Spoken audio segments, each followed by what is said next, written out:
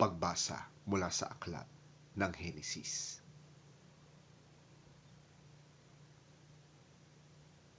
Sa simulay, iisa ang wika at magkakapareho ang mga salitang ginagamit ng lahat ng tao sa daigdig. Sa kanilang pagpapalipat-lipat sa silangan, nakarating sila sa isang kapatagan sa Shinar at doon na nanirahan. Nagkaisa silang gumawa ng maraming tisa at lutuin itong mabuti para tumibay.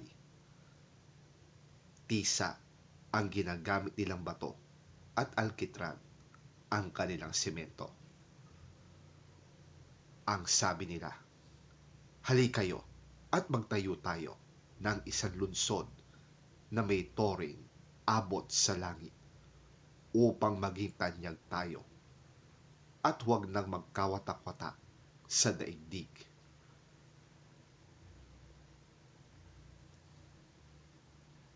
Bumaba si Yahweh upang tingnan ang lunsod at ang toring itinayo ng mga tao.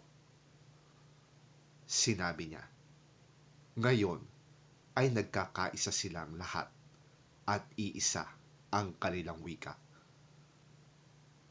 Pasimula pa lamang ito ng mga binabalak nilang gawin. Hindi magtatagal at gagawin nila ang anumang kanilang magustuhan. Ang mabuti, bumaba tayo at guluhin ang kanilang wika upang hindi sila magkaintindihan. At ginawa ni Yahweh na ang mga tao ay magkawatak-watak sa buong daigdig, kaya natigil ang pagtatayo ng lunsod. Babel ang itinawag nila sa lunsod na yon, sapagkat dooy ginulo ni Yahweh ang wika ng mga tao. At mula roon, nagkawatak-watak ang mga tao sa buong daigdig dahil sa ginawa ni Yahweh.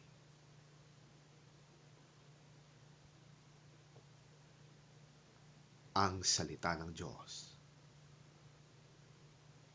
Salamat sa Diyos.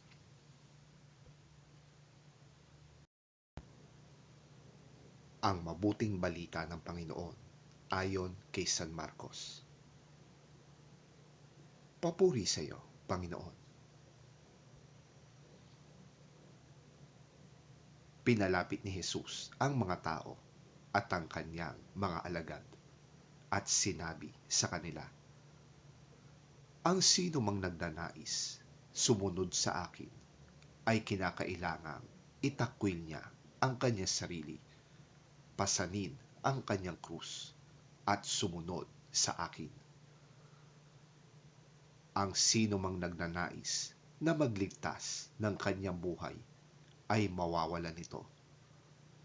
Ngunit ang mawalan ng kanyang buhay alang-alang sa akin at sa magandang balita ay magkakamit nito. Sapagkat ano ba ang mapapala ng isang tao, makamtan man niya ang buong daigdig, ngunit mapapahamak naman ang kanyang sarili? Ano ba ang maibabayad ng isang tao para mabawi niya ang kanyang buhay?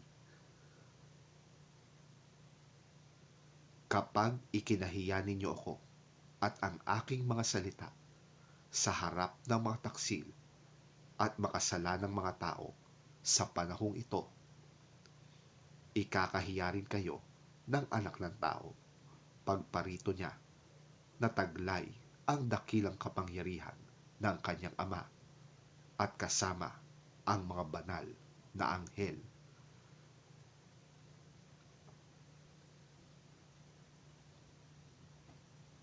Sinabi pa ni Jesus sa kanila, tandaan ninyo, may ilan sa inyo rito na hindi mamamatay hanggat hindi nila nakikitang makapangyarihang naghahari, ang Diyos.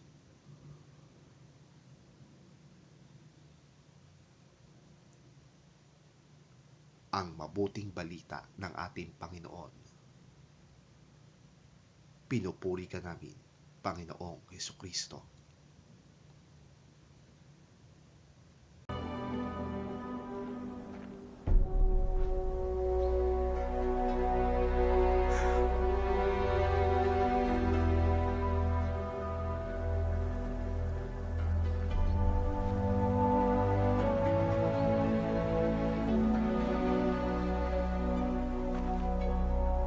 Then he called the crowd to him along with his disciples and said, "Whoever wants to be my disciple must deny themselves and take up their cross and follow me.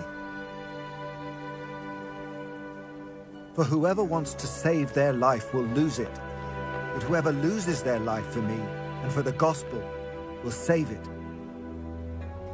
What good is it for someone to gain the whole world yet forfeit their soul? Or what can anyone give in exchange for their soul? If anyone is ashamed of me and my words in this adulterous and sinful generation, the Son of Man will be ashamed of them when he comes in his Father's glory with the holy angels."